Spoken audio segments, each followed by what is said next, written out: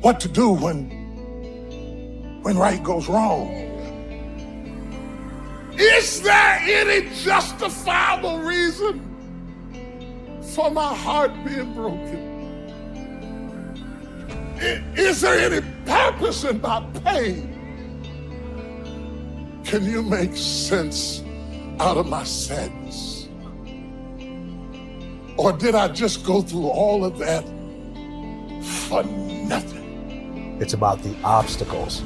It's about the challenges. It's about the pain that you endure along the way. Stand on the platform, and when that happens, your mind has to immediately shift back, because now you felt and tasted something that you can only get through winning. Are you willing to do it again? If you're willing to suffer, and I mean suffer, your brain and your body, once connected together, can do anything. You have to do the process. The process is non-negotiable. It's just, you have to do it. It's about the grind. Do you have the courage to think? Because if you can think, you can change. You can move, you can evolve, you can grow, you can become. You are one idea away. Your credit is not a problem. Your car is not a problem. Your situation is not a problem. Your thoughts are the problem. As a man thinketh in his heart, so is he. Everything starts in the thoughts you think. You are no better than the thoughts you think.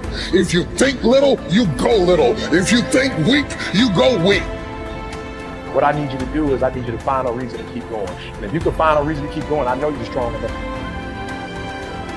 Every human has what it takes to get past whatever they're going through if they decide to.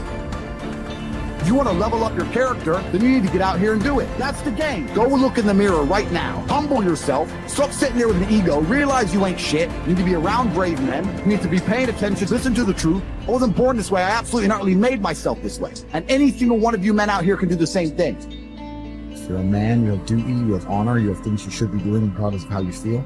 You should get up and do what needs to be done. And to me, those are the individuals that win in life. I'm asking you, will you stay mediocre for the rest of your life?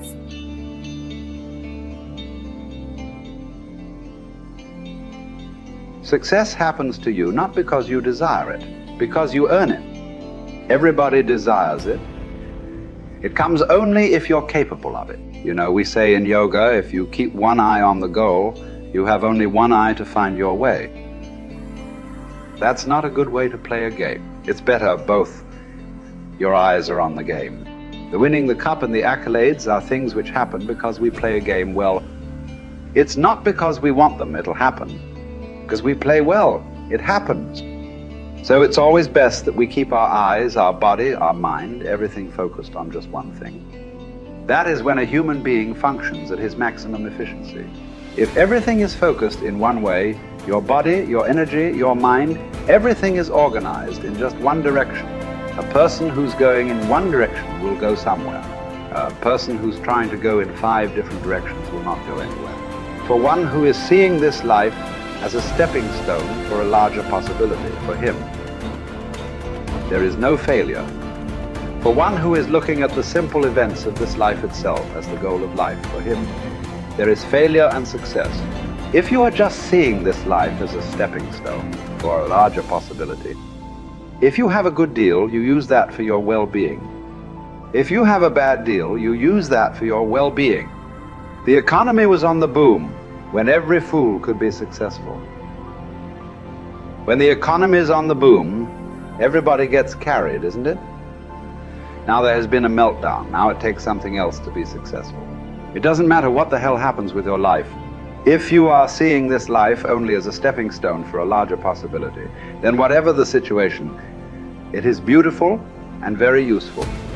So various situations in your life, either you can use it to make yourself stronger and better, or you can sit and cry. This is the choice you have. Everything. It doesn't matter what happens. The most horrific event happened in your life. That also can be used for your growth and your well-being. So the fear of failure. Failure is bad enough. Fear is adding spice to it, isn't it? I'll give you a formula. If you want to know what makes people happy at the most basic level, when your life conditions match your blueprint, when your life conditions are what you're expecting, not your ultimate dream, but when you meet your basic expectations, you're happy. If your life conditions are better than you expected, you're over the moon. If your life conditions don't match your blueprint, your expectations, you have pain. If your life conditions don't match your blueprint and you believe I'm unable to change it, it's something wrong with me, or it's a permanent problem, or it's pervasive, or it's personal, you get into learned helplessness, then you're going to suffer. And so nothing is permanent, not even the body is permanent. Certainly no problem is permanent. Your soul might be the only thing that might be permanent, right? So it's really helping people to understand that when the life conditions change, your blueprint has to change with it. Either if you're not happy, you either have to change your life or change your blueprint, your expectations. Usually it requires a combination of those two. So often what you say people is slighting is their life conditions changed, and then what they were doing wasn't enough to make them feel the way they wanted to feel, and so then they adapted to an old style of coping. They went back to smoking or drinking or eating or yelling at people or whatever the pattern may be. But that's because they didn't continue to grow. And so that's why it's not a static thing with me. I teach people not just, okay, you're going to make these changes in your values. It's like, you got to look as your life conditions change. You're going to make that happen. As you hit different stages of life, you're going to have to make those decisions. And everybody wants their life to be better, but no one wants to change, right? So we have to keep changing as the life conditions change. We got to update our blueprint, our values, our beliefs, our rules about how to play the game. And we have to update our behaviors to adapt to where the environment is. If you don't do that, you're in trouble. There are many people during COVID who it was the most horrific experience. There are many people that learned to use COVID, not let COVID use them. They grew their businesses, they expanded their mind, they shifted their emotions. They did things they never would have done. Other people gained 20 pounds, right? So it's all a matter of, do you adapt to the life conditions? And do you learn how to learn? Because this isn't a one-time thing. Oh, I did this thing. I went and worked out for a weekend. Now I'm pumped. Well, great. How long is that going to last? You're going to have to continue to use that and have a daily practice. Otherwise, you, of course, go back. And that's the biggest missing thing. I teach people daily practices that can take what they've learned and make it ongoing in their life, as opposed to, wow, I had this great weekend. The big question is, are we letting ourselves become what we wish to become? In this most important subject of association, here are some actions you may want to take. First, disassociation. You may, after a study of those 3 questions, who am I around, what are they doing to me, and is that okay, you may come to the serious conclusion that there are some people you just have to break away from. I'm not saying that it's an easy step to take, and it's not to be taken lightly. However, I am saying it may be an essential task. You may just have to make that hard choice not to let certain negative influences affect you anymore. Remember, it could be a choice that saves the quality of your life. The second action you may want to take is limited association. It could well be that you are spending too much time in a certain area of your life with a certain group of people. It's easy to put time and effort in the wrong place. The guy spends 3 hours at the ball game and 30 minutes listening to the sermon. See, that's called out of balance. 30 minutes for spirituality, 3 hours for entertainment. That doesn't weigh well 5 years from now, 10 years from now, when you take a look at the sum total of your values in your life.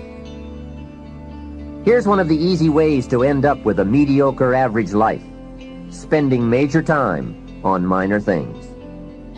Sophisticated people learn to weigh everything before they spend time or money. You've got to weigh before you pay. Whether you're going to spend heavy time or light time, you've just got to weigh. Otherwise, if you're not careful, you can get trapped into spending heavyweight time with lightweight people. Now, it's okay to have casual friends as long as you give them casual time, not serious time. Spend major time with major influence and minor time with minor influence. It's so easy to do just the opposite, but don't let it be said that you fell into that trap. So maybe all you need to do to change some of the influences in your life is not to eliminate them, but merely limit them. Say, I have a good time with these people, but I'm not going to spend days and days with them anymore. I'm just going to cut that down and save some of that time for more major people and more major enterprises. Remember, it's your life. You can spend your time with whomever you want and whenever you want. But you didn't invest in this program for me to kid you. Take a look at your priorities and your values. We have so little time at our disposal. Wouldn't it make sense to invest it wisely? If you have only $100 in your pocket, it's okay to spend 20 for fun and put 80 toward your important values and commitments. But would you be happy reversing those percentages? Better to put the majority of your money where you know it will get you a positive return, rather than put it where the taste is brief and the results are poor. Of course, you must be the judge. You must determine whether the situation and the people call for disassociation or limited association. But remember, if it isn't taking you where you want to be 5 years from now, 10 years from now, now is the time to fix it.